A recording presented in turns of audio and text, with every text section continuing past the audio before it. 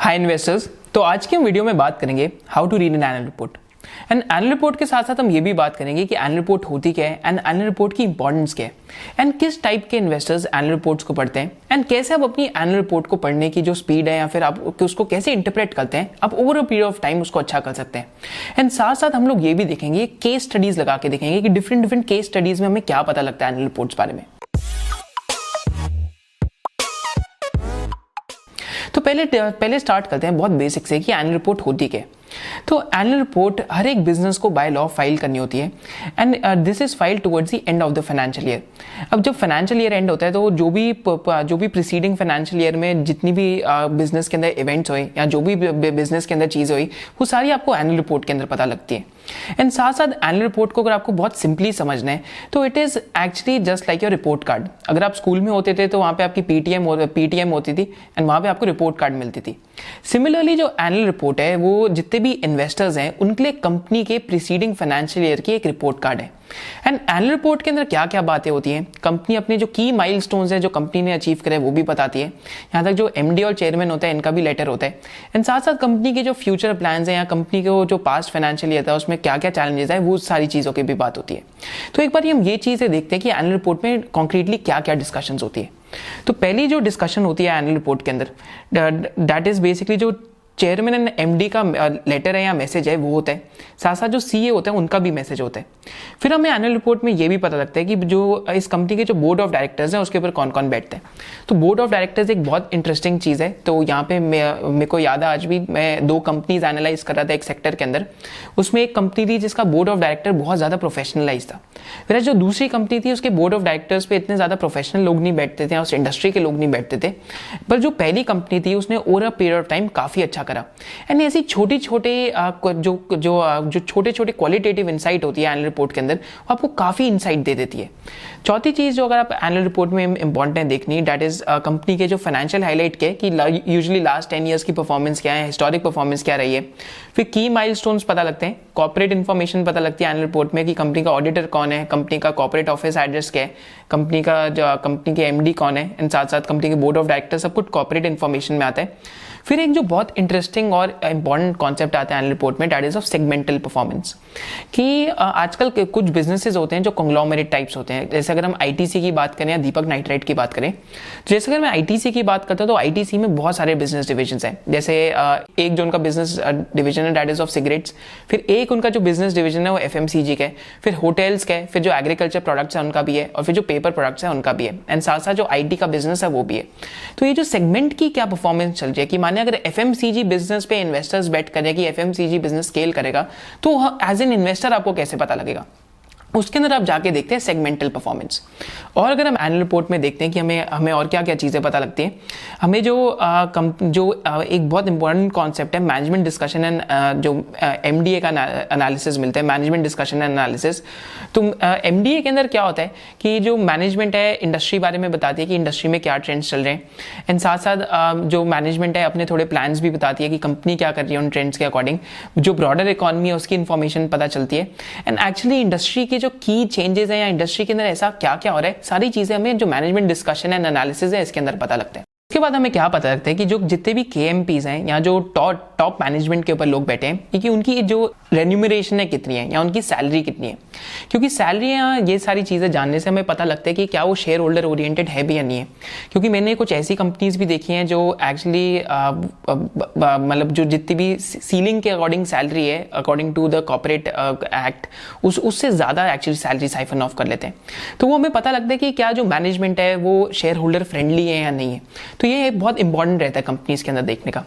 उसके बाद जो हमें यहाँ पे चीज़ें पता लगती है एनुअल रिपोर्ट के अंदर, तो हम जो फ्यूचर प्लान्स को देखते हैं, कस्टमर्स ऑफ कंपनीज देखते हैं, फिर stand loan financial statement, consolidated financial statements, फिर उनके जो नोट्स होते हैं वो पढ़ना जरूरी होते हैं। तो आपके साथ मैं 1-2 एग्जांपल्स भी डिस्कस करूंगा।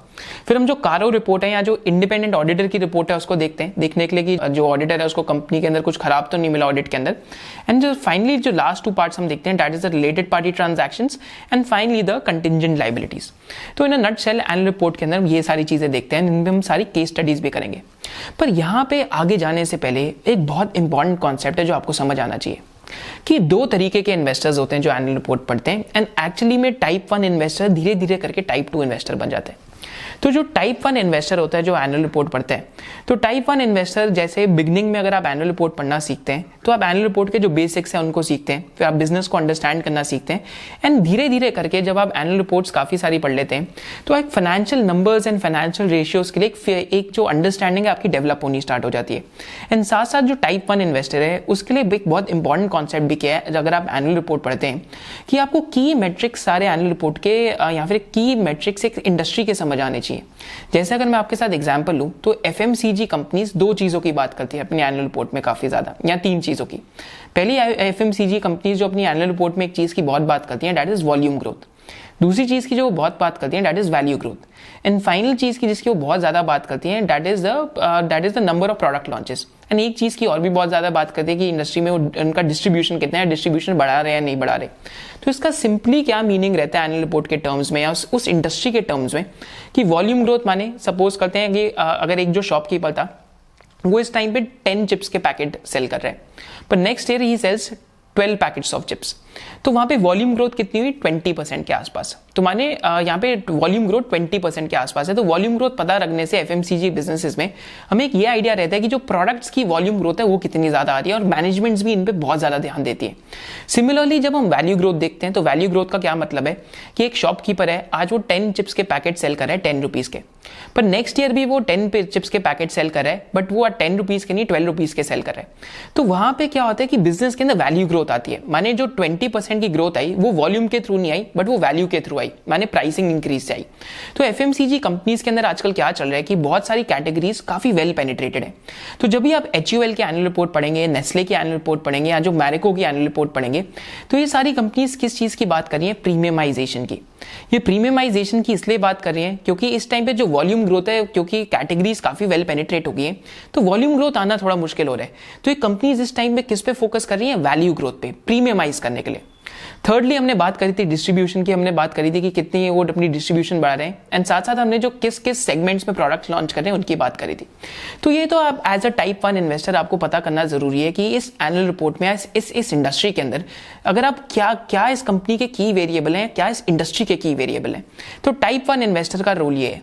टाइप 2 इन्वेस्टर क्या है कि धीरे धीरे करके आप फ्रॉम टाइप 1 इन्वेस्टर आप टाइप 2 इन्वेस्टर बनते जाते हैं। टाइप 2 इन्वेस्टिंग हमें क्या सिखाती है कि जो जितनी भी एनुअल रिपोर्ट जब आप पढ़ रहे हैं तो आप सेक्टर के अक्रॉस या इंडस्ट्री के अक्रॉस कंपनीज को कंपेयर कर सकते हैं।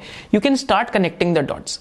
एंड फाइनली टाइप 2 अप्रोच आपको क्या सिखाती है कि actually when you look at N annual report तो आप कंपनी को रियलाइज करते हैं कि company is an evolving movie and not a static picture.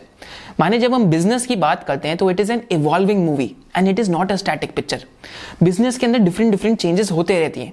तो टाइप 2 इन्वेस्टर क्या करता है, जब वो टाइप 1 के स्टेज से बाहर निकल के टाइप 2 में आता है, जब वो काफी सारी अगर आप 20-30 एनुअल रिपोर्ट्स पढ़ लोगे एक इंडस्ट्री के अंदर या 10-15 भी पढ़ लोगे, तो उसके बाद आप टाइप 2 के अंदर आने लग जाओगे।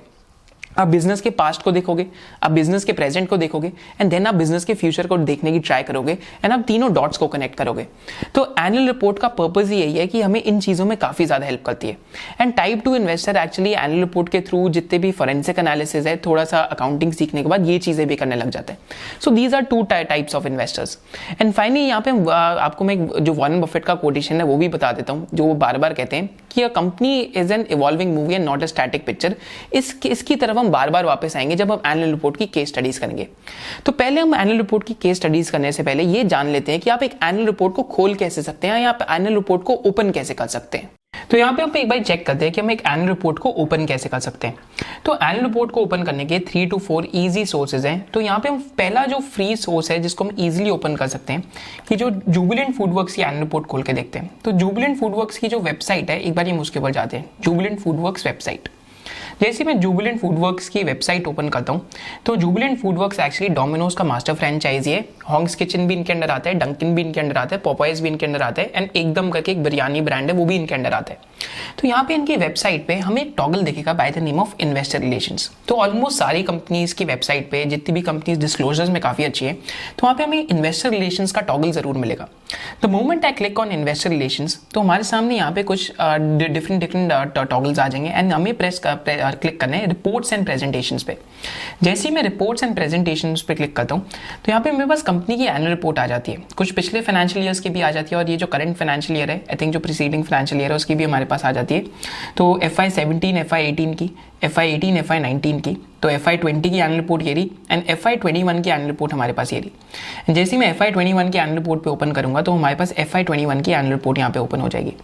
तो अब इसके बाद हम एक सॉल्व देखते हैं एनुअल रिपोर्ट ओपन करने का, दैट इज BSE इंडिया की वेबसाइट से। तो हम जो BSE इंडिया की वेबसाइट से यहाँ पे जुबिलेंट फूडवर्क्स की एनुअल रिपोर्ट हम इजीली खोल सकते हैं। तो I just search for Jubilant FoodWorks. तो यहाँ सर्च में मैं आके क्लिक करूँगा जुबिलेंट फूडवर्क्स पे।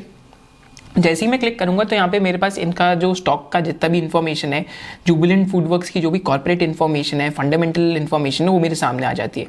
तो आज कंपनी का मार्केट कैपिटलाइजेशन कुछ 48,000 करोड़ के आसपास है, पी रेशियो कुछ 117 टाइम्स के आसपास है, whereas return on equity is close to 23% right now. And left side पे जैसे हम यहाँ पे देख सकते हैं, तो यहाँ पे स्क्रीन के अगर आप लेफ्ट साइड पे देखेंगे तो यहाँ पे पास equity, derivatives, SLB, corporate announcements and financials का एक ऑप्शन आता है। तो moment I click on financials तो हमारे पास रिजल्ट्स एंड एनुअल रिपोर्ट्स का एक ऑप्शन आता है।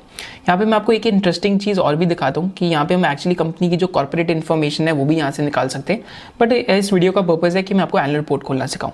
जैसे ही मैं एनुअल रिपोर्ट पे क्लिक करता हूँ तो यहाँ पे हमारे पास जुबिलेंट फूडवर्क्स की फाइनेंशियल ईयर 2010 से फाइनेंशियल ईयर 10 से लेके फाइनेंशियल ईयर 21 तक जितनी भी एनुअल रिपोर्ट्स हमारे सामने आ जाती हैं। तो I just need to click on this. जैसे क्लिक करूँगा यहाँ पे हमारे सामने एनुअल रिपोर्ट खुल जाएगी। तो एक बार हम यहाँ पे ओपन करके देख लेते हैं स्क्रीनर पे। तो जैसे हम क्लिक करते हैं स्क्रीनर पे, I just need to search for Jubilant FoodWorks. जैसे ही जुबिलेंट फूडवर्क्स का पेज ओपन होता है हमारे सामने स्क्रीनर पे, एक बार ये I just turn this into white to right. जैसे हमारे सामने यहाँ पे पेज ओपन होता है जुबिलेंट फूडवर्क्स का, तो टुवर्ड्स दी एंड जाके हम यहाँ लेफ्ट हैंड साइड पे यहाँ पे अगर हम देख सकते हैं तो कंपनी की एनुअल रिपोर्ट यहाँ से भी ओपन कर सकते हैं।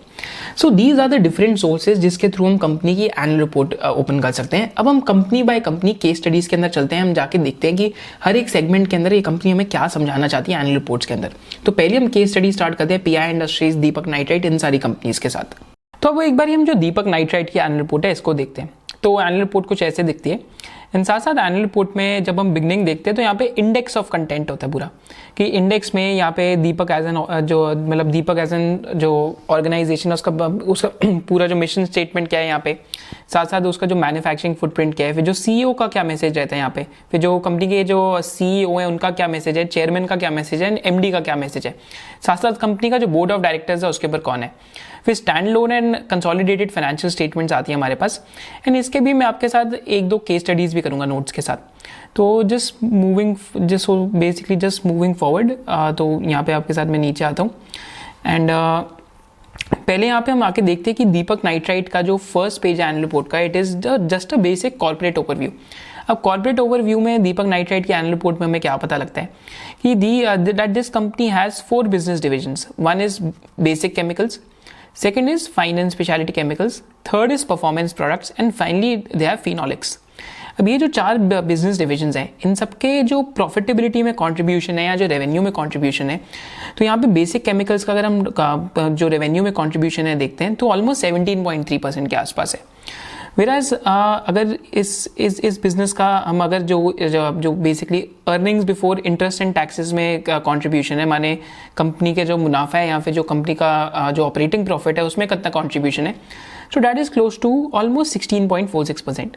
फिर फाइन एंड स्पेशलिटी बिजनेस है एंड साथ साथ यहाँ पे इनके जो प्रोडक्ट्स हैं बेसिक केमिकल्स के वो आपके सामने यहाँ पे लिखे हुए हैं, इनकी क्या एप्लीकेशन है वो भी हमारे सामने। सिमिलरली जो फाइन एंड स्पेशलिटी है उसका भी यही सब है। एंड साथ साथ जो बेसिक केमिकल्स है इसमें cost leadership and large scale production है इनका की USP। फाइन एंड स्पेशलिटी के अंदर technical skills and competence is what matters and ये रेवेन्यू का आज 17.45% के आसपास है, whereas contribution to EBIT is 28.19%।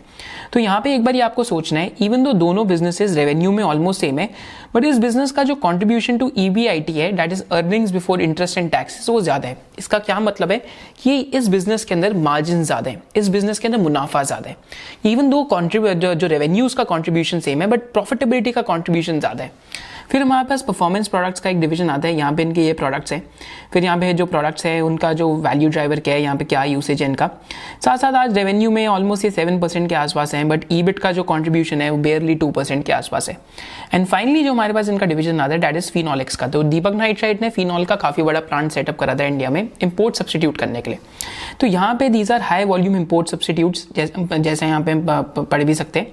इन साथ साथ आज इसका अगर हम रेवेन्यू में कॉन्ट्रीब्यूशन देखते हैं तो ऑलमोस्ट 58% रेवेन्यू में कॉन्ट्रीब्यूशन है। मेरा जो EBIT में कॉन्ट्रीब्यूशन है earnings before interest and taxes में FY21 में ऑलमोस्ट 53% का जो दीपक फिनोलेक्स का बिजनेस है इसका यहाँ पे कॉन्ट्रीब्यूशन रहे। तो ये तो हम देख सकते हैं कि इस कंपनी के जो चार प्रोडक्ट सेगमेंट्स हैं। फिर जैसे हम एनुअल रिपोर्ट के अंदर नीचे आते हैं, फिर कंपनी का जो मैन्युफैक्चरिंग फुटप्रिंट है वो हमें पता लगता है कि कंपनी के प्लांट कहाँ पे हैं। जैसे हम यहाँ देख सकते हैं तो कंपनी का एक प्लांट गुजरात में नांदेसरी में, फिर दहेज के अंदर है, फिर दहेज के अंदर तीसरा प्लांट भी है, फिर रोहा में है महाराष्ट्र में, फिर तालोजा में भी है एक प्लांट महाराष्ट्र में, फिर एक हैदराबाद तेलंगाना में भी एक प्लांट है। अब ये प्लांट पता करना ज़रूरी क्यों रहता है कि आपका मैन्युफैक्चरिंग फुटप्रिंट का है। कुछ कंपनीज का प्लांट्स ऐसी जगह में होते हैं जहाँ पे नेचुरल कैलामिटीज़ बहुत आती है। जैसे कुछ कंपनीज है जिनके सारे प्लांट्स ही महाद में, एंड महाद में फ्लड्स बहुत ज़्यादा आते हैं।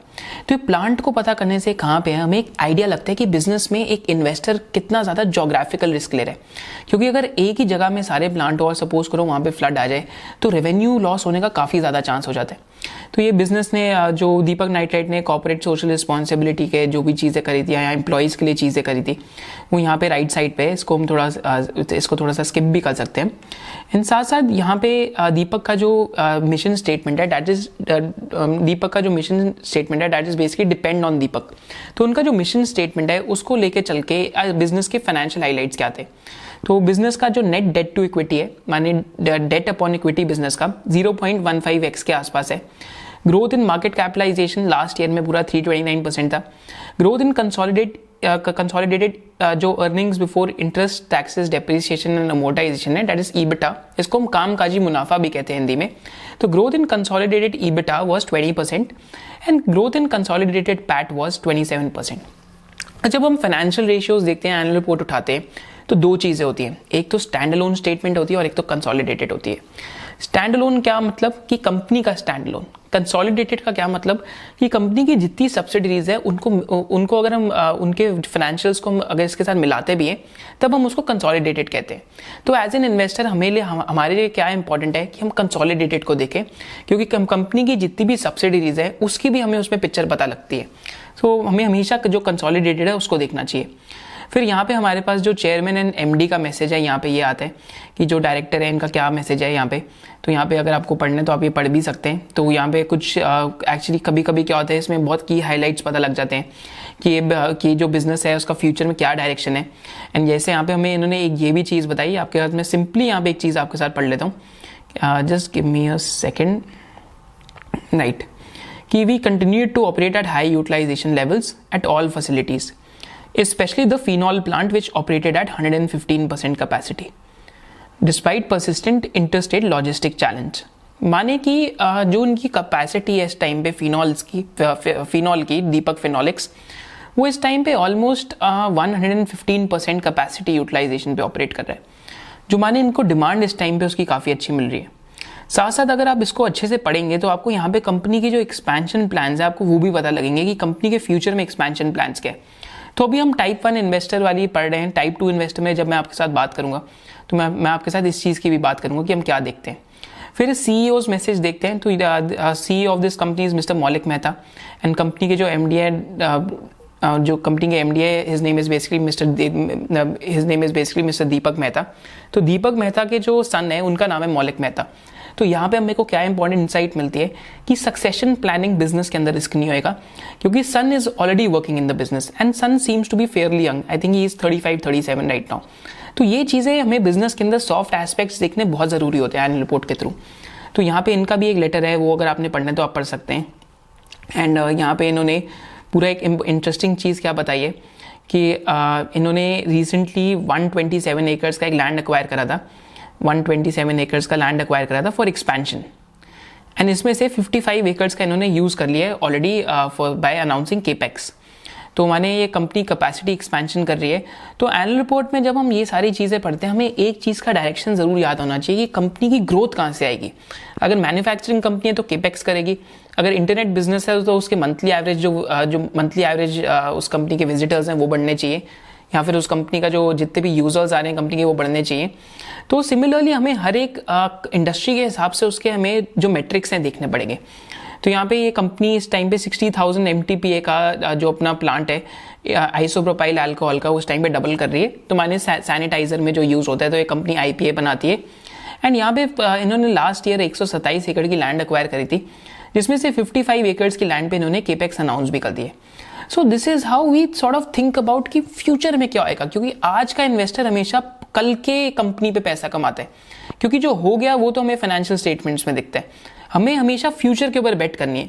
एंड जब हम फ्यूचर के ऊपर बेट करते हैं तो हमें क्या देखना होता है उस टाइम पे कि फ्यूचर में कंपनी क्या कर रही है, ग्रोथ के लिए क्या कर रही है, इस कंपनी का जो प्रॉफिट की ग्रोथ है वो कैसे आएगी। पीटर लिंच ने हमें एक ही चीज़ समझाई थी कि एक इन्वेस्टर को सिर्फ 3 ही चीज़ों से मतलब रखना चाहिए, that is earnings, earnings and earnings, की मुनाफे की ग्रोथ इस कंपनी के अंदर कहाँ से आएगी। तो यहाँ पे they have announced the capex of 300 crore basically into new products. And अगर आप मैं इस कंपनी को काफ़ी टाइम से ट्रैक कर रहा हूँ, तो इस कंपनी का एक्चुअली टोटल केपेक्स प्लान कुछ 1500 करोड़ के आसपास का है। तो रिसेंटली जो कॉन्फ्रेंस कॉल्स हुई थी Q1 FY22 की, Q2 FY22 की, तो वहाँ से ऑलमोस्ट 1500 करोड़ का इनका केपेक्स का प्लान है। फिर उसके बाद एक मैसेज और है, जो एग्जीक्यूटिव डायरेक्टर है उनका, I think he is also the second son, his name is Meghav Mehta. And यहाँ पे अगेन हमारे पास एक इंसाइट आती है कि इस बिजनेस के अंदर सक्सेशन प्लानिंग तो बिल्कुल भी रिस्क नहीं होने वाला, क्योंकि ऑलरेडी जो दोनों बेटे हैं वो बिजनेस के अंदर काम कर रहे हैं। तो उसके बाद यहाँ पे हम थोड़ा सा नीचे आ सकते हैं, तो यहाँ पे हम बिजनेस का जो मोटो है वो देख सकते हैं कि प्रोडक्ट पोर्टफोलियो को वाइडन करना है। एंड साथ साथ जो बेसिकली जितने भी मटेरियल मैटर्स हैं दीपक में, उसको ये कैसे हैंडल कर रहे हैं। माने अगर सस्टेनेबल केमिस्ट्री है, क्योंकि केमिस्ट्री बिजनेस में क्या होता है कि केमिकल बिजनेस में पोल्यूशन बहुत होती है, तो यहाँ पे इसको पूरे अच्छे से जितने भी रिस्क हैं उनको कैसे मिटिगेट कर रहे हैं, वो सारी चीज़ें हमें यहाँ पे पता लगती हैं। एक पूरे सेक्शन है जिसका नाम है मैनेजिंग रिस्क। फिर उसके बाद जो आई थिंक कंपनी के जो CFO हैं, ये one of the only companies है केमिकल्स के अंदर जिसमें CFO बहुत टाइम से काम कर रहे हैं। एंड जो इनके पुराने जो CEO भी थे वो भी इस कंपनी में ऑलमोस्ट 15-20 साल से काम कर रहे थे। तो यहाँ पे CEO का जो CFO है उनका भी मैसेज है।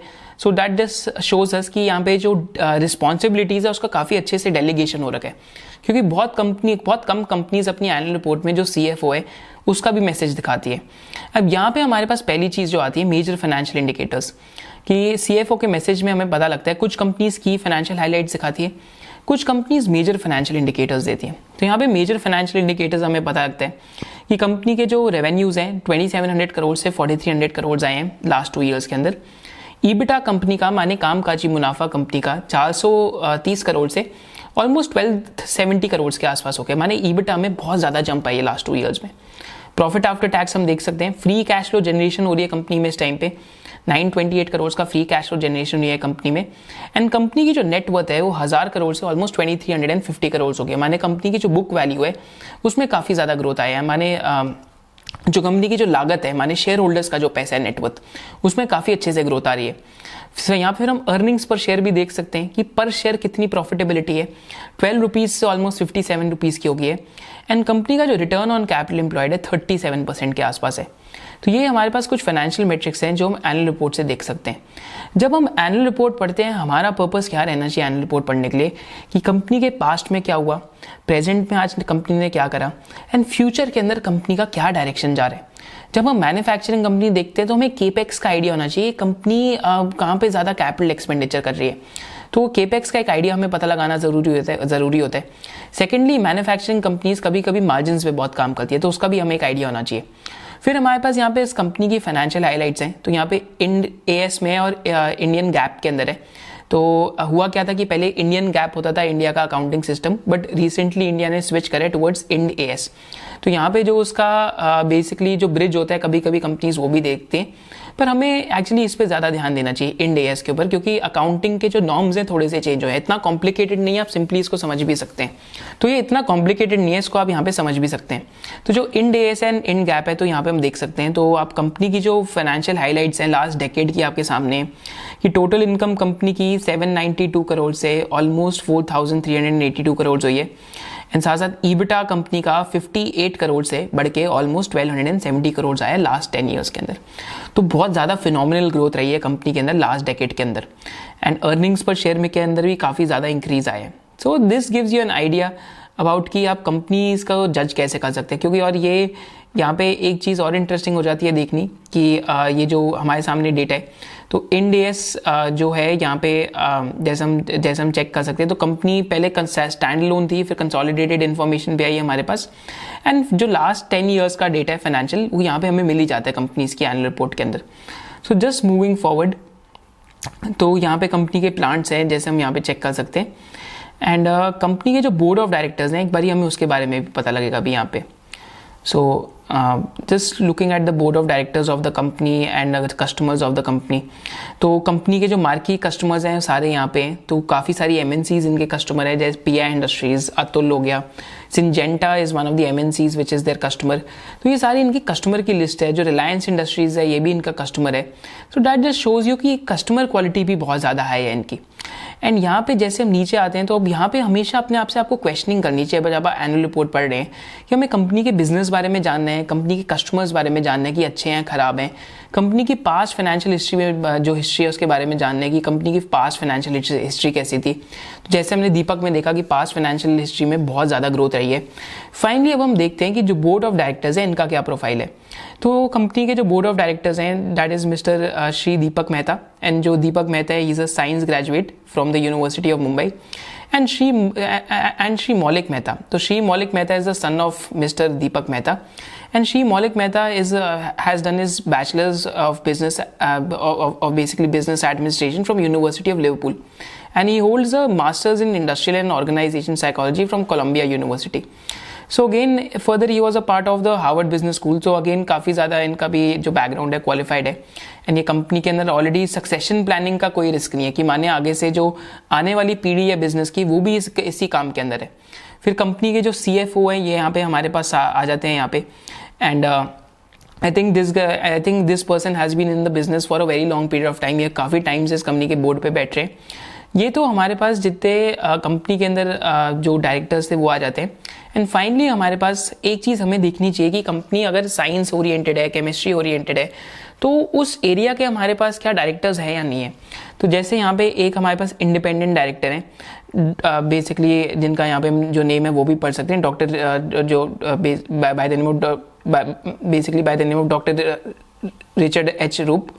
एंड जब हम इनकी बात करते हैं डॉक्टर रिचर्ड एच रूप की, तो he has held various top level positions in MNCs including Hoechst, Lonza and Alessa Chemie. So basically जो MNC केमिकल कंपनीज हैं ऑल ओवर द वर्ल्ड, या MNC फार्मा कंपनीज हैं ऑल ओवर द वर्ल्ड, तो उनके top level positions के अंदर इन्होंने काम कर रखा है। तो ये हमें एक्चुअली में ये क्वालिटी ऑफ द बोर्ड हमें एक आइडिया देता है कि कंपनी क्या प्रोफेशनल है या नहीं है। एंड एक्चुअली में क्या कंपनी पे अगर कंपनी बहुत ज़्यादा साइंस ओरिएंटेड है तो कंपनी के बोर्ड मेंबर्स भी क्या एक्चुअली उस लेवल के या नहीं है। तो ये हमें एक बहुत इंपॉर्टेंट मेट्रिक रहता है डिस्कस करना जब आप एनुअल रिपोर्ट पढ़ते हैं। हमें एक क्वालिटेटिव इंसाइट आती है एनुअल रिपोर्ट्स के अंदर। तो यहाँ पे मैं आपके साथ नीचे आता हूँ, तो यहाँ पे पूरा जो बेसिकली कॉर्पोरेट ओवरव्यू हमें पता लग जाता है। एंड फाइनली हमारे पास एक पेज आता है कॉर्पोरेट इन्फॉर्मेशन का। कॉर्पोरेट इन्फॉर्मेशन में हमें पता लगता है कि कंपनी के जो चेयरमैन है श्री CK मेहता हैं, कंपनी के जो बोर्ड ऑफ डायरेक्टर्स है उस पर चेयरमैन एंड MD जो मिस्टर दीपक मेहता हैं, एंड जो मिस्टर मौलिक मेहता है कंपनी के इस टाइम पे CEO हैं। फिर उसके बाद संजय उपाध्याय कंपनी के CFO हैं। तो यहाँ पे जितनी भी डेजिग्नेशन हमें पता लगती हैं। एंड यहाँ पे एक इंटरेस्टिंग कॉन्सेप्ट क्या रखते हैं कि जो कंपनी का जो कॉस्ट ऑडिटर है या कंपनी का जो इंटरनल ऑडिटर है उसके बारे में हमें पता लगता है। तो यहाँ पे जैसे कंपनी के जो ऑडिटर हैं उनके बारे में भी इंफॉर्मेशन देख सकते हैं कि यहाँ पे जो कंपनी के बैंकर्स हैं, state bank of India, bank of Baroda, ICICI bank, standard chartered bank, ये सब है यहाँ पे। एंड कंपनी के जो ऑडिटर्स हैं दैट इज टॉप 4 के अंदर ये by the name of Deloitte and Haskins. And secretarial auditor यहाँ पे हमारे सामने कॉस्ट ऑडिटर भी यहाँ पे हमारे सामने। तो कंपनी के जो ऑडिटर हैं ये भी देख के पता लग जाता है, अगर बहुत अननोन ऑडिटर हैं तो थोड़ा सा रिस्क रहता है कि ऑडिट की क्वालिटी शायद से अच्छी ना हो, बट टॉप 4 में से अगर कोई ऑडिटर है तो एक आइडिया रहता है कि एक्चुअली में कंपनी की जो ऑडिट की क्वालिटी है वो भी काफ़ी अच्छी हो सकती है। Now finally coming to management discussion and analysis. अब यहाँ पे मैं आपके साथ टाइप 2 इन्वेस्टिंग के अंदर जाऊँगा कि एक टाइप 2 इन्वेस्टर कैसे देखेगा, कैसे इसको पूरा देखेगा। So just give me a moment, मैं आपको प्रेजेंटेशन में से एक बार खोल के दिखाता हूँ। तो जैसा कि हम यहाँ पे देख सकते हैं, जो टाइप 2 इन्वेस्टर है उसके लिए यहाँ पे एनुअल रिपोर्ट के अंदर एक फ्लाई व्हील इफेक्ट आ जाता है। अब इस फ्लाई व्हील इफेक्ट का क्या मतलब रहता है कि अगर जब आप टाइप 2 इन्वेस्टिंग करते हैं, जब आप बहुत एनुअल रिपोर्ट्स पढ़ते हैं अक्रॉस, तो अभी जो जितने भी एमडीए की बात कर रहे हैं, मैनेजमेंट डिस्कशन एंड एनालिसिस की, तो यहाँ पे जो फर्स्ट टाइप ऑफ यहाँ पे इफेक्ट आता है कि अगर आप एक सेक्टर के अंदर एनुअल रिपोर्ट पढ़ते हैं, so that leads to better industry understanding. जब आपकी इंडस्ट्री अंडरस्टैंडिंग बेटर होती है, so that leads to better understanding of the trends. जब आपकी understanding of the trends better होती है, then that leads to better understanding of the players, and finally आपकी जो वैल्यूएशन की अंडरस्टैंडिंग है वो उससे ज़्यादा इंप्रूव हो जाती है। तो यहाँ पे मैं आपके साथ डिफरेंट कंपनीज की केमिकल इंडस्ट्री के अंदर ही जो मैनेजमेंट डिस्कशन एंड एनालिसिस है उसमें से आपके लिए डेटा निकालूंगा। तो यहाँ पे हमारे पास जो बोडल केमिकल्स हैं, यहाँ पे इनकी एनुअल रिपोर्ट 2018 का इंडस्ट्री ट्रेंड्स है। तो यहाँ पे पता लगता है कि इंडिया का केमिकल इंडस्ट्री के अंदर market share over a period of time बढ़ते जा रहे हैं, जैसा कि हम यहाँ पे चेक कर सकते हैं। I think just give me a second. तो यहाँ जैसा कि हम यहाँ पे चेक कर सकते हैं कि 2010 से लेके 2018 तक इंडिया का केमिकल इंडस्ट्री के अंदर वर्ल्ड वाइड मार्केट शेयर 3.1% से ऑलमोस्ट 4.8% के आसपास आ गए। सिमिलरली अगर हम और नीचे जाते हैं तो यहाँ पे जब हम आरती इंडस्ट्रीज़ की 2018 की एनुअल रिपोर्ट पढ़ते हैं, तो यहाँ पे हमें और एक इंटरेस्टिंग चीज़ पता लगती है कि यहाँ पे भी हमें डेटा मिलता है मैनेजमेंट डिस्कशन एंड एनालिसिस में कि इंडिया का जो केमिकल इंडस्ट्री का ग्रोथ रेट है वो 12 to 13% के आसपास ग्रो करेगी FY 18 से 2023 तक, वेराज ग्लोबली ये 4 से 6% ही करेगी। तो India globally market share grab कर रहे हैं। तो अभी हमने सिर्फ 2 कंपनीज की एनुअल रिपोर्ट में देखा, अब हम थर्ड कंपनी की एनुअल रिपोर्ट के अंदर जाके ये देखते हैं। तो थर्ड कंपनी की एनुअल रिपोर्ट में देखते हैं हम दीपक नाइट्राइट के अंदर ही 2018-2019 के अंदर देखते हैं। तो यहाँ पे इन्होंने लिखा है कि agrochemicals, dyes and pigment companies will enjoy tailwinds because of expensive government crackdown on companies that violate emission standards in China. Small scale and unorganized units in China have been particularly hit. Consequently, international demand for such products has moved to India and leading players are building up capacity to cater to these requirements. तो माने कि जो China की कुछ chemical companies हैं उनमें shutdown चल रहा है एंड वहाँ पे जो डिमांड है इंडिया की तरफ शिफ्ट हो रही है। एंड सेकेंडली अगर हम यहाँ पे देखते हैं कि यहीं पे इनकी 2019 की एनुअल रिपोर्ट में भी मैनेजमेंट डिस्कशन एंड एनालिसिस के अंदर ये था कि an essential reminder of this approach served as a recent crackdown on polluting industries in China which resulted in supply disruptions of necessary chemicals manufactured and exported from there. Due to this unforeseen development, most large customers are on the path to de-risk their China exposure. तो ये धीरे धीरे हमें क्या पता चल रहा है कि चाइना +1 का ट्रेंड चल रहा है केमिकल इंडस्ट्री के अंदर। एंड जब आप मैनेजमेंट डिस्कशन एंड एनालिसिस पूरी इंडस्ट्री के अंदर पढ़ते हैं तब आपको ये बहुत क्लियर हो जाता है। एंड फाइनली अगर हम यहाँ पे कंपनी में आके देखते हैं जो जिसका नाम है फिलिप्स कार्बन ब्लैक लिमिटेड, तो सिमिलरली 2021 की एनुअल रिपोर्ट में ये भी यही बताते हैं कि in the carbon black category जो एक तरीके का केमिकल है, customers are looking at a China +1 strategy creating an opportunity for us to step up and take up the position for supply. So यहाँ पे इसका मतलब क्या है कि जब हम 4-5 केमिकल कंपनीज की एनुअल रिपोर्ट के अंदर बैठ के ये पढ़ रहे हैं कि चाइना +1 की उनको वो दिख रही है स्ट्रैटेजी, तो इसका मतलब क्या है कि इंडस्ट्री के अंदर एक्चुअली में कुछ ऐसा चेंज आ रहा है। तो इस वजह से हमें एक इंडस्ट्री के अंदर जब आप टाइप 2 इन्वेस्टिंग करते हैं, जब आप टाइप 2 इन्वेस्टर की तरह एनुअल रिपोर्ट पढ़ते हैं, तो एक इंडस्ट्री की उठा के आपको एनुअल रिपोर्ट पढ़नी चाहिए अच्छे से। तो ये 2021 की जो फाइनेंशियल ईयर की दीपक नाइट्राइट की एनुअल रिपोर्ट है, तो यहाँ पे भी ये परफॉर्मेंस ऑफ द कंपनी की बात करते हैं कि कंपनी ने क्या क्या करे पूरे एमडीए के अंदर, and structure of chemical industry in India की बात करते हैं कि Indian chemical industry is one of the fastest growing in the world. And यहाँ पे ऑलमोस्ट 80,000 कमर्शियल प्रोजेक्ट्स हैं इस इंडस्ट्री के अंदर। एंड यहाँ पे इस इंडस्ट्री को बल्क केमिकल के अंदर आप क्लासीफाई कर सकते हैं, उसके बाद स्पेशलिटी केमिकल्स में कर सकते हैं, agrochemicals, petrochemicals, polymers and fertilizers में। India is world's 6th largest producer of chemicals and contributed more than 3% to the global chemical industry. It is also the 3rd largest producer in Asia. So again this gives you an idea कि actually में industry के अंदर इस time पे क्या चल रहा है। ये इंडिया की जो केमिकल इंडस्ट्री है उसके यहाँ पे इस टाइम पे ग्रोथ रेट कितनी हो सकती है, एंड इंडिया की केमिकल इंडस्ट्री के अंदर ट्रेंड क्या चल रहा है।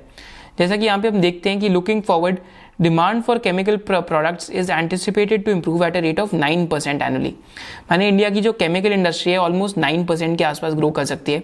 कि द इंडियन केमिकल इंडस्ट्री की जो वैल्यूएशन थी ऑलमोस्ट $178 बिलियन की थी टोटल में इन 2019 and it is expected to grow at a CAGR of 9.3%, which will take it to $304 billion by FY25। तो माने इंडस्ट्री ऑलमोस्ट डबल हो जाएगी नेक्स्ट 5 ईयर्स के अंदर। माने 2019 से लेके 2025 तक ऑलमोस्ट 6 ईयर्स के अंदर इंडस्ट्री का साइज डबल हो जाएगा।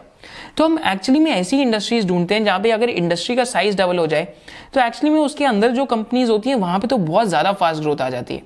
तो मैनेजमेंट एंड जो मैनेजमेंट डिस्कशन एंड एनालिसिस है उसको हमें ऐसा मतलब उसको ऐसे पढ़ना चाहिए। एंड एक्चुअली में जब आप डिफरेंट पूरी इंडस्ट्री को पढ़ते हैं तो आपको एक आइडिया काफ़ी ज़्यादा अच्छे तरीके से लगते हैं। तो ये तो हम एमडीए पे थे। अब सेकंड चीज़ जब हम जिसके ऊपर आते हैं that is the salary of the management की मैनेजमेंट की जो रेन्यूमरेशन है वो कितनी है। फिर हम सेगमेंटल परफॉर्मेंस है उसकी तरफ चलते हैं। अब हम जो बाकी एनुअल रिपोर्ट्स है उसके अंदर से ये जो डेटा ये निकाल के देखते हैं। तो यहाँ पे जब हम कंपनी की जो सैलरी है उसको देखते हैं तो यहाँ पे कंपनी का एक लॉ है जैसे हम यहाँ पढ़ भी सकते हैं according to companies act 2013 section 197 कि in case of public company यानी जो लिस्टेड कंपनीज है उनके केस के अंदर क्या है कि more than 11% of net profits आप सैलरी नहीं दे सकते जितने भी की मैनेजरियल पर्सनस हैं उनको या जो कंपनी के होल टाइम डायरेक्टर्स हैं उनको। तो यहाँ पे चाहे वो एमडी हो या चाहे कंपनी के होल टाइम डायरेक्टर्स हो, a company having only one MD और होल टाइम डायरेक्टर और whole time director shall not pay more than 5% of its net profit. तो यहाँ पे ये रूल है according to the company law. तो यहाँ पे हम चेक करते हैं एक कंपनी की annual report by name of Amrutanjan. तो अमृतांजन की जब हम एनुअल रिपोर्ट के अंदर ये चीज़ यहाँ पे एक बार यहाँ पे चेक करके देखते हैं तो अमृतांजन के अंदर जो यहाँ पे सैलरी है जो एमडी को इस टाइम पे मिल रही है that is close to 1.67 crore माने 167 लाख रुपीज़। तो माने 1.67 करोड़ के आसपास है। तो आप भी ये एनुअल रिपोर्ट के अंदर पेज नंबर ओपन कर सकते हैं 56 एंड 56 पेज नंबर के ऊपर अमृतांजन की एनुअल रिपोर्ट में अकॉर्डिंग टू द एक्ट वो 4.2 करोड़ विड्रॉ कर सकते हैं बट वो सिर्फ 1.67 करोड़ विड्रॉ कर रहे हैं। साथ साथ जो CFO है उनकी सैलरी इस टाइम पे 32 लाख रुपीज़ है पूरे साल की एंड जो कंपनी सेक्रेटरी है उनकी 23 लाख रुपीज़ है। तो माने उनकी जो पूरी सैलरी की सीलिंग है दैट इज़ वो 4.2 करोड़ के आसपास विड्रॉ कर सकते हैं बट वो फिर भी इतना ही कर रहे हैं। सो दैट टेल्स यू कि कंपनी की जो सैलरी है इस टाइम पे मैनेजमेंट की वो एक तरीके की काफ़ी कम ही है माने almost 3 to 4% of net profits के आसपास होगी। सिमिलरली जब हम दीपक नाइट्राइट के केस में देखते हैं तो दीपक नाइट्राइट के केस में यहाँ पे जो दीपक नाइट्राइट के होल टाइम डायरेक्टर्स हैं तो यहाँ पे जो दीपक मेहता है वो उस टाइम पे 4.6 करोड़, जो मौलिक मेहता है 1.5 करोड़, तो टोटल में 9.07 करोड़ की सैलरी ले रहे हैं।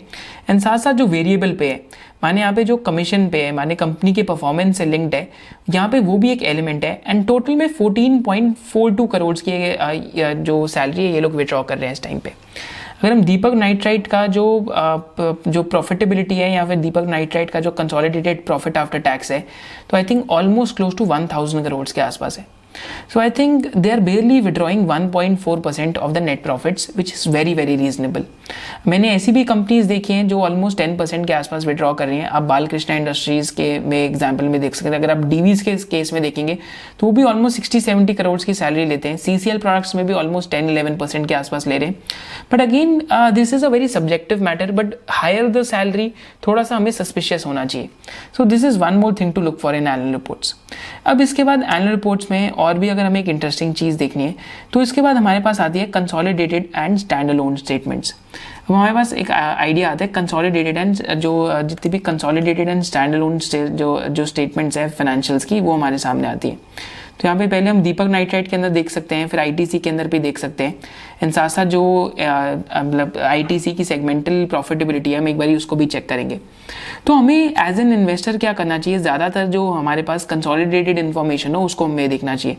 और एक एनुअल रिपोर्ट में या किसी भी कंपनी में 3 ही तरीके की फाइनेंशियल स्टेटमेंट्स होती हैं। पहली फाइनेंशियल स्टेटमेंट कौन सी होती है, इनकम स्टेटमेंट एक कंपनी की, जिसको हम और भी क्या कहते हैं, statement of profit and loss. Second financial statement हमारे पास कौन सी होती है, that is the balance sheet of the company, that is also known as the statement of financial position of the company as per a particular date, कि उस particular date तक company के पास कितने एसेट्स और लायबिलिटीज हैं। And third financial statement जो हमारे पास होती है उसको हम कहते हैं कैश फ्लो स्टेटमेंट। ये कंपनी के ऑपरेशन से कितना कैश फ्लो है, कंपनी की जो फाइनेंसिंग एक्टिविटी है उससे कितना कैश फ्लो आता है, एंड कंपनी की जो इन्वेस्टिंग एक्टिविटी है कंपनी का उससे वहाँ से कितना कैश फ्लो आता है। तो एक बार ये जो 3 स्टेटमेंट्स है एक बार हम यहाँ दीपक नाइट्राइट के केस में देख लेते हैं। तो ये तो हमारे पास पहले जो कंपनी की स्टैंड लोन स्टेटमेंट्स है हमारे पास यहाँ पे आती हैं। दीज आर द कंपनी की स्टैंड लोन स्टेटमेंट। हमारे पास सबसे पहले बैलेंस शीट है, तो बैलेंस शीट में assets, non current assets, equity, liabilities, सारी चीज़ें यहाँ पे आती हैं। फिर हमारे पास कंपनी की P&L आती है। अभी ये स्टैंड लोन है, माने इनमें कोई सब्सिडरीज नहीं है, हमें कौन सी देखनी है, सब्सिडरी वाली, क्योंकि वहाँ पे कंपनी का जो दीपक फिनोलेक्स करके डिवीजन है वो है जिसमें बहुत ज़्यादा प्रॉफिटेबिलिटी है। फिर हमारे पास यहाँ कंपनी की कैश फ्लो स्टेटमेंट आती है जिसके थ्रू हम फ्री कैश फ्लो भी निकाल सकते हैं, माने CFO माइनस केपेक्स जो हम CFI के अंदर से निकालते हैं। तो ये तो हमें एक आइडिया दे देता है कि कंपनी की फाइनेंशियल स्टेटमेंट्स कैसी हैं, बट हमें कौन सी देखनी है, कंसोलिडेटेड वाली। तो हम और नीचे आएंगे जहाँ आप एक बहुत इंटरेस्टिंग चीज़ भी यूज़ कर सकते हैं एनुअल रिपोर्ट में, कि आप एक कंट्रोल F का फीचर यूज़ कर सकते हैं कि आप जैसे कंट्रोल F करेंगे, कंट्रोल F पे आप दबा सकते हैं consolidated balance sheet. I just type consolidated balance sheet, right. जैसे मैं consolidated balance sheet control F करता हूँ तो मेरे सामने कंपनी की कंसोलिडेटेड बैलेंस शीट आ जाती है, माने सब्सिडरीज को इंक्लूड करके जो कंपनी की बैलेंस शीट है। तो ये हमें एक अच्छा आइडिया मिल जाता है कि हमें कंसोलिडेटेड ही देखना है इसके अंदर, क्योंकि कंसोलिडेटेड में जो सब्सिडरीज है वो भी इंक्लूडेड होती हैं। तो कंसोलिडेटेड P&L देख सकते हैं and consolidated cash flow statement हमारे सामने आ जाती है। तो ये भी हमारी एक डिस्टिंक्शन क्लियर होगी कि कंसोलिडेटेड देखना है या स्टैंड लोन देखना है।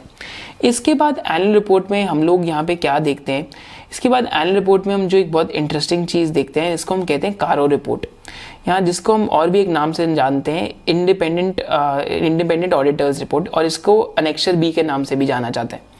तो एक बारी मैं दीपक नाइट्राइट की जो एनुअल रिपोर्ट है आपके सामने लाइव भी ओपन कर देता हूँ।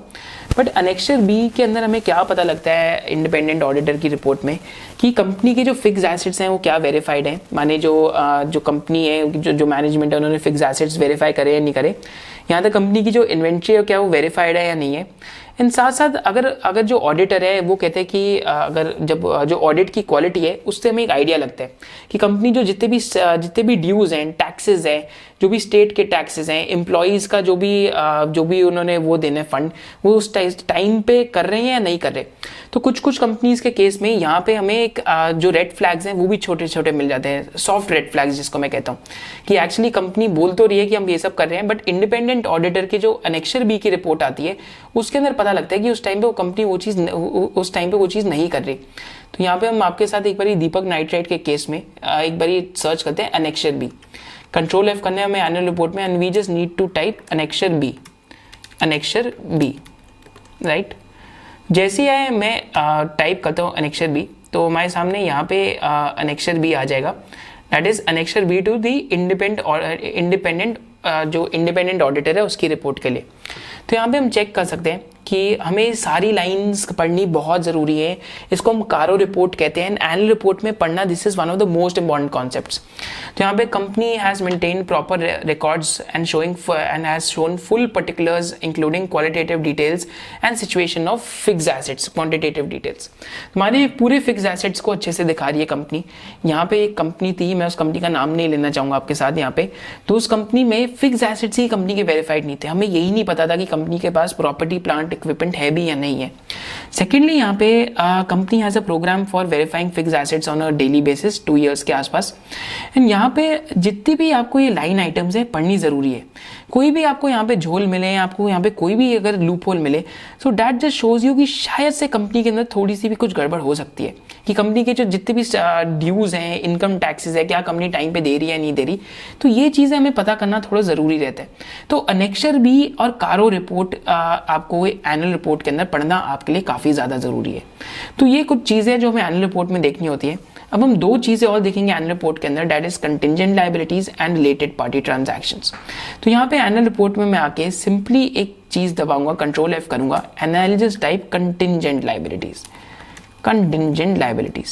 Right. Just a second, right.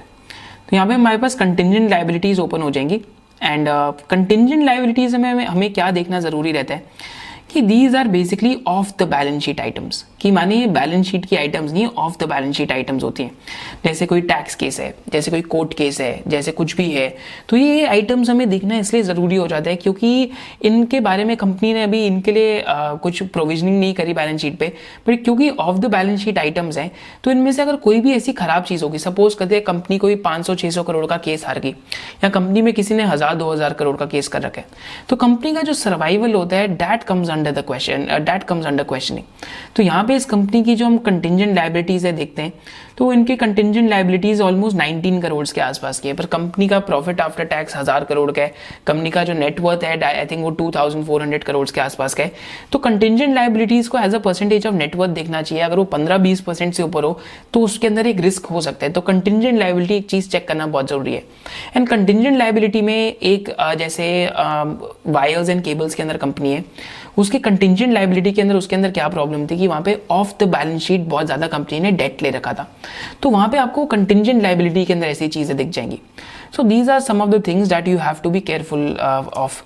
And finally we look at related party transactions, कि जो खुद की जो रिलेटेड पार्टीज है उनके साथ क्या क्या ट्रांजैक्शन है।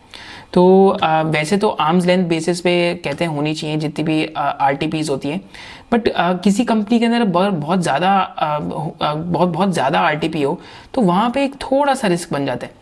तो जैसे दीपक नाइट्राइट के केस में हम देखेंगे रिलेटेड पार्टी ट्रांजैक्शंस, एंड उसके बाद मैं आपको सेगमेंटल प्रॉफिटेबिलिटी दिखाता हूँ कि सेगमेंटल प्रॉफिटेबिलिटी देखनी क्यों जरूरी है। तो फाइनली हम यहाँ पे जो दीपक नाइट्राइट की रिलेटेड पार्टी ट्रांजैक्शंस है उनको देख सकते हैं। तो यहाँ पे इसको ट्रांजैक्शन विद रिलेटेड पार्टीज के नाम से भी आप सर्च कर सकते हैं एनुअल रिपोर्ट में। अब रिलेटेड पार्टी ट्रांजैक्शन में थोड़ा सा ग्रे एरिया आ जाता है अकाउंटिंग के अंदर, क्योंकि यहाँ पे क्या होता है कि कुछ कंपनीज कहेंगी कि जनरली हमें अपनी जो सब्सिडरी है उससे खरीदने में फायदा मिल रहा है, कुछ कंपनीज कहेंगी मतलब हमारी जितनी भी आरटीपी है that is on arms length basis, माने कोई कंफ्लिक्ट ऑफ इंटरेस्ट नहीं है। बट फिर भी जनरल प्रिंसिपल में एज एन इन्वेस्टर आपको क्या सोचना चाहिए कि अगर रिलेटेड पार्टी ट्रांजैक्शन, माने अगर कंपनी की sale more than 10% to related party है, आपको थोड़ा सा सस्पिशियस जरूर होना चाहिए कि क्या ये फेवरेबल टर्म्स पे होगी या नहीं होगी। सिमिलरली अगर कंपनी की परचेजेस अपनी ही जो रिलेटेड पार्टी है उससे मोर देन 10% से ज्यादा है ये परचेजेस, तो वहां पे भी आपको थोड़ा सा आपको स्केप्टिक तो होना ही चाहिए, क्योंकि आर्म्स लेंथ बेसिस पे क्या हो रही है नहीं हो रही है इसको समझना हमेशा मुश्किल रहता है। तो यहाँ दीपक नाइट्राइट के केस में देखते हैं, तो यहाँ पे ये अगेन लैक्स के अंदर है। तो यहाँ पे इन्होंने अपनी जो रिलेटेड पार्टी है दीपक फर्टिलाइजर, यहाँ से ऑलमोस्ट कुछ 77 लाख की परचेज कर रखी है। So I think total purchases of 77 lakh rupees. And उसके बाद यहाँ पे अगर हम चेक करते हैं, आई थिंक यहाँ पे उसके बाद हम ये देखते हैं कि दीपक फिनोलिक से ऑलमोस्ट 2 लाख रुपीस के आसपास है। फिर सेल ऑफ गुड कुछ 21 लाख रुपीस, 9 लाख रुपीस। तो टोटल में जितना भी सेल और परचेज है तो ज़्यादा नहीं है। अगर आप 79 लाख्स और 21 लाख्स तो 1 करोड़ 9 लाख्स के आसपास का है। एंड कंपनी का जो पूरा टॉप लाइन इस टाइम पे 4000 करोड़ से ज़्यादा का है। आई थिंक Q2 में तो ऑलमोस्ट 6000 करोड़ का टॉप लाइन तक पहुंच चुका है कंपनी का। सो आई डोंट थिंक सो कि ये इतना बड़ा इशू है दीपक नाइट्राइट के केस में, क्योंकि यहाँ पे बहुत छोटी रिलेटेड पार्टी ट्रांजैक्शंस है। सिमिलरली कुछ कंपनीज आपको मिलेंगी जिनके अंदर जो आरटीपीज हैं वो काफ़ी ज़्यादा होती हैं। तो जहाँ पे आरटीपीज काफ़ी ज़्यादा होती हैं वहाँ पे आपको थोड़ा सा ध्यान देना चाहिए। तो ये तो था transactions of related parties. And एक बार आके अब हम सेगमेंटल प्रॉफिटेबिलिटी देख के कंक्लूजन की तरफ जाते हैं कि हमें एनुअल रिपोर्ट से क्या क्या सीखने को मिलता है। तो एक बार हम आके जो आईटीसी है उसकी सेगमेंटल प्रॉफिटेबिलिटी देखते हैं। तो यहाँ पे फाइनली हम आईटीसी के एनुअल रिपोर्ट के अंदर जो उनकी सेगमेंटल प्रॉफिटेबिलिटी है उसको चेक कर रहे हैं। तो आप कंपनी की जो सेगमेंटल रिपोर्टिंग है आप सिर्फ कंट्रोल F कर सकते हैं सिंपली एनुअल रिपोर्ट्स के अंदर। तो जिस कंपनी के अंदर सेगमेंट्स बहुत ज़्यादा होते हैं वहाँ पे आपको सेगमेंटल रिपोर्टिंग जरूर देखनी चाहिए कि कौन से सेगमेंट से ज़्यादातर प्रॉफिटेबिलिटी आ रही है। तो जैसे हम आईटीसी के केस के अंदर देखते हैं, तो आईटीसी का जो टोटल ग्रॉस रेवेन्यू है ऑलमोस्ट 52,835 करोड़ के आसपास का है, जहाँ पे हम जैसा कि देख सकते हैं। एंड इस ग्रॉस रेवेन्यू में से ऑलमोस्ट 22,557 करोड़ का जो ग्रॉस रेवेन्यू है वो सिगरेट के बिजनेस से आता है। उसके बाद जो FMCG अदर्स है, जो हम आशीर्वाद और इन सारी चीज़ों की बात करते हैं, दैट इज 14,737 करोड़। तो माने FMCG टोटल बिजनेस 37,000 करोड़ के आसपास का है, जिसमें से मेजॉरिटी उस टाइम पे भी सिगरेट बिजनेस है। 30% के आसपास FMCG में भी जो दूसरे FMCG प्रोडक्ट्स हैं वो है। फिर होटल बिजनेस आता है जो ऑलमोस्ट 659 करोड़, ऑलमोस्ट माने टोटल में 663 करोड़ के आसपास का है। फिर एग्रीकल्चर बिजनेस है 12,800 करोड़ के आसपास का। फिर पेपर बोर्ड बिजनेस है एंड अदर बिजनेसेस है, राइट। सो यहाँ पे हमारे पास ग्रॉस रेवेन्यू आ जाता है कंपनी का टोटल। उसके बाद यहाँ नीचे है जो हम देखते हैं सेगमेंटल रिपोर्टिंग के अंदर, ये that is even more important, that is the segmental results. अब सेगमेंटल रिजल्ट्स के अंदर जब आके देखते हैं तो this is the EBIT of the company, that is earnings before interest and taxes of the particular segment, माने हर एक सेगमेंट का कितना मुनाफा है। तो यहाँ पे अगर हम देखते हैं तो आईटीसी के अंदर जब हम पूरी टोटल बात करते हैं तो profit before interest and taxes, अगर हम कंसोलिडेटेड टोटल देखते हैं इसको एक्सक्लूड करके, तो ऑलमोस्ट 16,392 करोड़ के आसपास के कंसोलिडेटेड टोटल, राइट। माने सेगमेंट टोटल ऑलमोस्ट 16,348 करोड़, तो माने 16,300 करोड़ के आसपास के, जिसमें से सेगमेंटल रिजल्ट्स में आज भी जो सिगरेट बिजनेस है that is 13,496 crore of profit, माने 85% ईबिट, माने 85% का जो ईबिट है आईटीसी का आज भी कौन से बिजनेस से आता है, सिगरेट के बिजनेस से, राइट। बाकी जो एफएमसीजी है वो 838 करोड़ कंट्रीब्यूट कर रहा है अभी ईबिट में। होटल बिजनेस लॉस मेकिंग था 2021 में क्योंकि पैंडेमिक था तो लॉकडाउन चल रहा था पूरी कंट्री में। देन फिर हमारे पास एग्रीकल्चर बिजनेस आता है जो 918 करोड़ कंट्रीब्यूट करते हैं। फिर पेपर बोर्ड बिजनेस आता है 1000 करोड़ कंट्रीब्यूट कर रहे हैं। Then there are other businesses जिसके अंदर आईटी बिजनेस आता है आईटीसी का। तो सेगमेंटल टोटल 16,348 करोड़ के आसपास का है। तो major bulk of the profitability आज भी आईटीसी की कौन से बिजनेस से आती है, that is the cigarette business. And इसी बिजनेस को लेके आईटीसी इस टाइम पे डाइवर्सिफाई करने की ट्राई कर रहे हैं। तो ये आपको चीजें समझनी जरूरी होती हैं जब हम एक एनुअल रिपोर्ट को पढ़ते हैं। एंड ये सेगमेंटल प्रॉफिटेबिलिटी के जो लीवर्स हैं ये पढ़ने काफी ज्यादा जरूरी रहते हैं।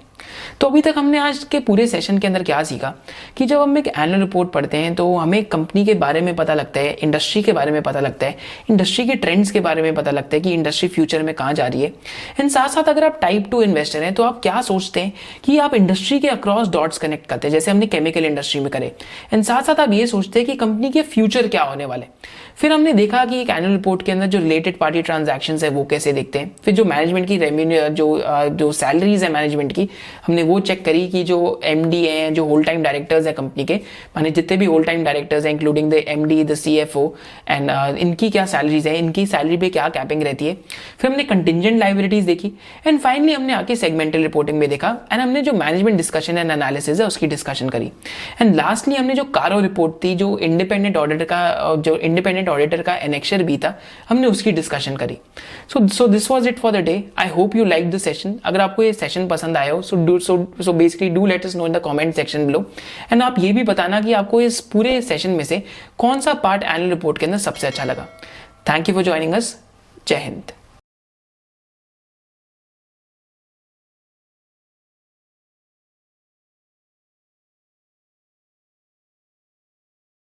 Investment in securities market are subject to market risks. Read all the related documents carefully before investing. Please read the risk disclosure documents carefully before investing in equity shares, derivatives, mutual fund, and or other instruments traded on the stock exchanges.